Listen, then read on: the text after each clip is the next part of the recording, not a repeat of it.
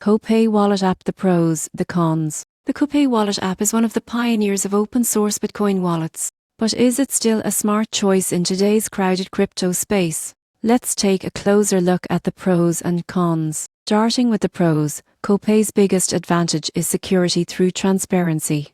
It's an open-source wallet, meaning the code is publicly available for anyone to audit. That makes it one of the most trusted wallets for users who care about transparency and community oversight. Copay also supports multi-signature wallets, which is a major plus for businesses or teams. With multi-sig, you can require multiple approvals before sending any funds, reducing the risk of unauthorized transactions. Another big benefit is cross-platform access. You can use Copay on mobile desktop or even as a browser app, and your wallet stays synced across devices. It's convenient for users who manage Bitcoin on the go. Now, let's talk about the cons. Copay is primarily focused on Bitcoin only, which limits its utility for users who hold multiple cryptocurrencies. It doesn't natively support Ethereum, Solana, or other major networks. Another drawback is outdated design and slower updates. The interface feels old-fashioned compared to modern wallets like Trust Wallet or Exodus, and new features are rarely added.